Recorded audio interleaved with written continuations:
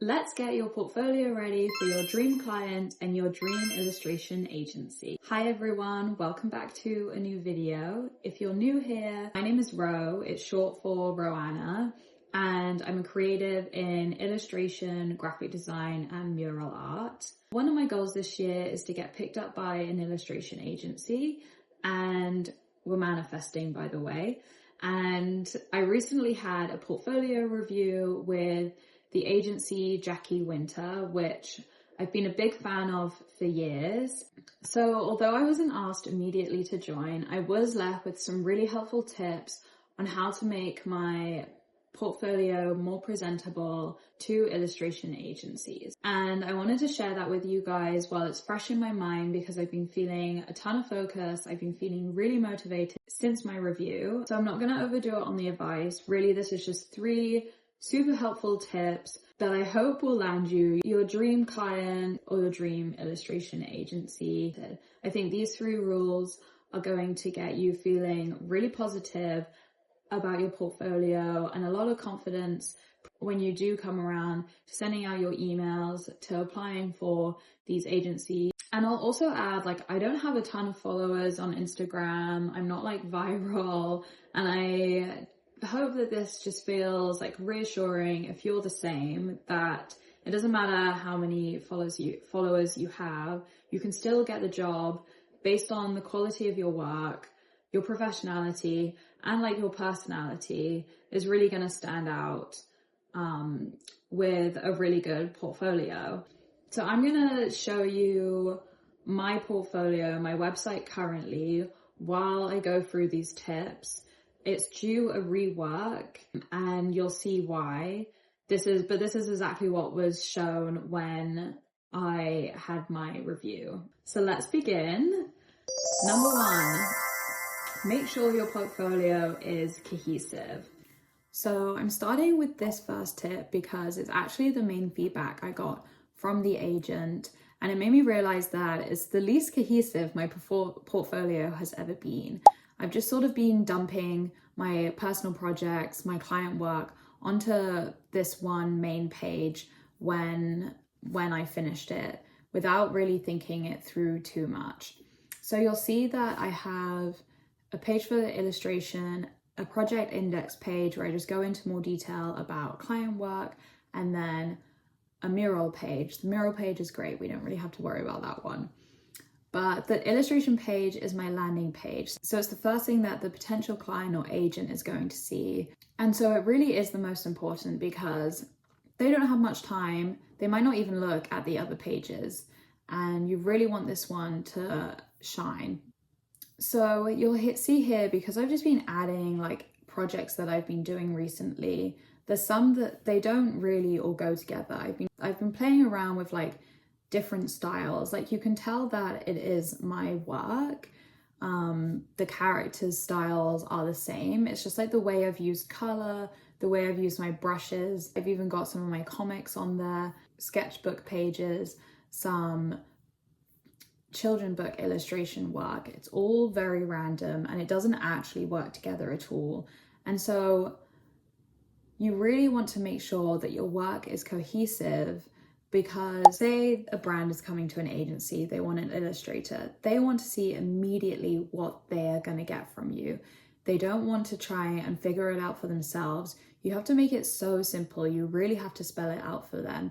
And my page right now does not do that. It's sort of this smorgasbord of different styles. I don't really think it makes my work shine and shows the potential of what I can do. Even the color palette I could make even more cohesive. That was another tip I got. So I actually went on my iPad, and I use Procreate a lot because I'm a digital illustrator. And in Procreate, if you know it, you can create your own color palettes. And so I had just kept all the ones I've ever created over the years, and I just deleted a ton that I don't use anymore, any that felt really repetitive, and I've tried to get it down to just 4 or 5, and that are all very similar. I already know that there's lots of colors I like to use in my work. I love to use green, pinks, reds, yellows, sort of the primary colors. I don't use muted tones. I rarely do shading, that sort of thing, because my work is very bold and like flat that way. So now I'm like moving forward with this mindset, and I'm redoing some of my illustrations and any new work that I'm working on. I have this in my mind, and it's making me feel very creatively driven. I feel like I am re-establishing my visual language, because people talk a lot about like, how do you get your style? And really it is repetition. It's experimenting, but it's figuring out this visual language, these rules that you have for yourself, and a color palette, and the types of brushes you use, the type of medium you're using really helps make that happen. Now, that doesn't mean there's no room for play. It doesn't mean that you can't try out new mediums, other ways to experiment, to create.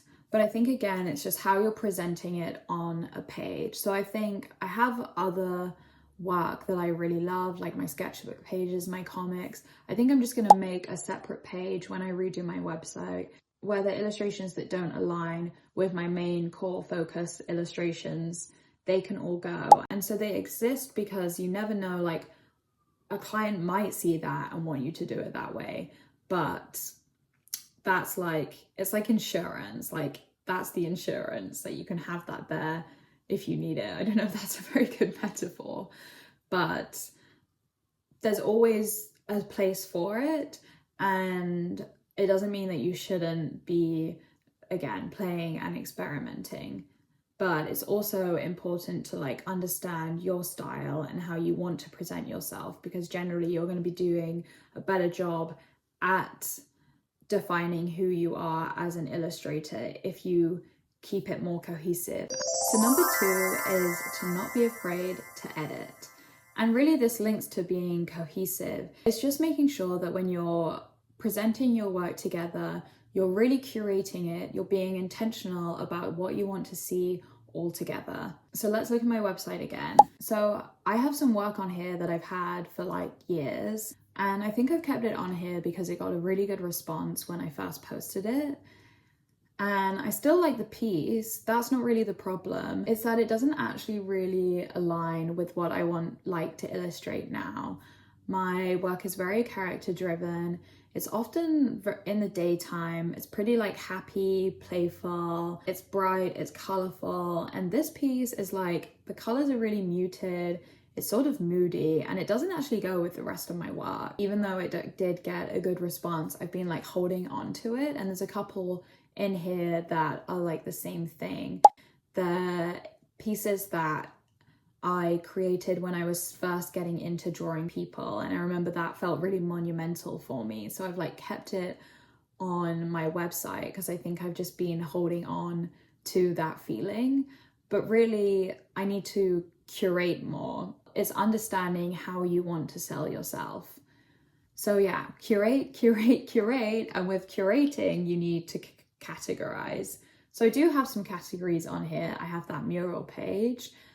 I have the project index, but I think actually I'm going to switch this up a bit and categorize my work even more. I really want to get into children's book publishing. So I've been creating a page on my website specifically for that. And I think rather than just having some illustrations all on one page and a project index on another, I'm going to categorize it by like editorial, food and drink packaging, commercial, really breaking it down, really making it easy for when I'm sending it to a client, they can easily see the work that aligns with them. So yeah, it's just really helpful when you're sending out emails because they don't have a ton of time. Really, the main focus when you're emailing them is appreciating that they do not have that much time. And so you're always sending them 2 to 3 images. But say I'm trying to get an editorial job, I can link the editorial page on my website and they can go there and quickly see exactly what I want them to see. And I think it just like makes your life a lot easier as well, because when you're sending emails out, you're not spending ages trying to figure out what's the best image to send them. You can just go on your website, see your most recent work and send that. I don't know, I'm such a visual person that like I have to go on my website a lot and be like, oh yeah, what have I done recently? So yeah, number 2 is to curate, to edit, and to categorize. Okay, finally, we're at number 3. And number 3 is how you're presenting your work. you want to create mock-ups, and you want to do personal projects.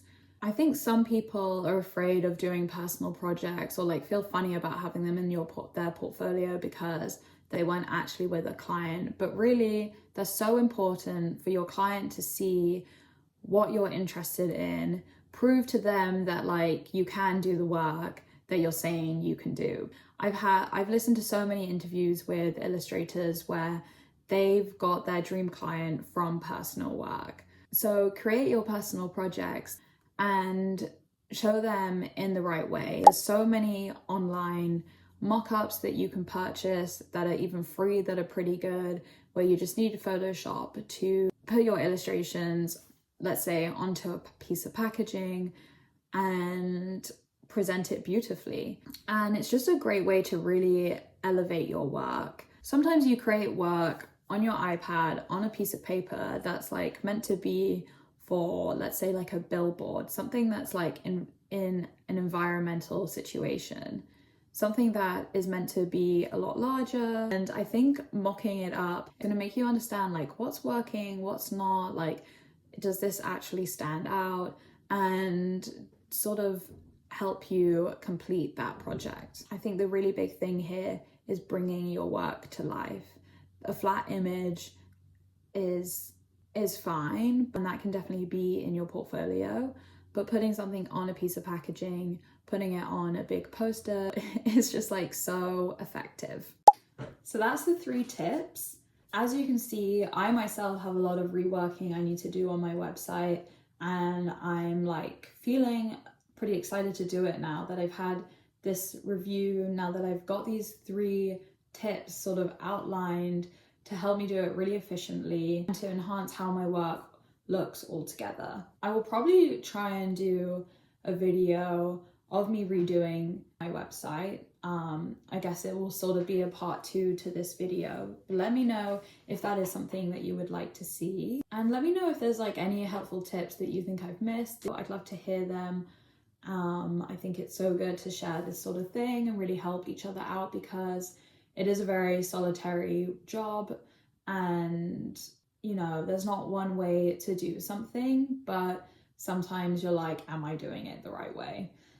So I hope that me sharing this with you is helpful for you too. Please let me know if it is. I think that's another good point. If you are sort of feeling a little bit stuck or like not really sure about the direction you're going in, portfolio review is like so helpful.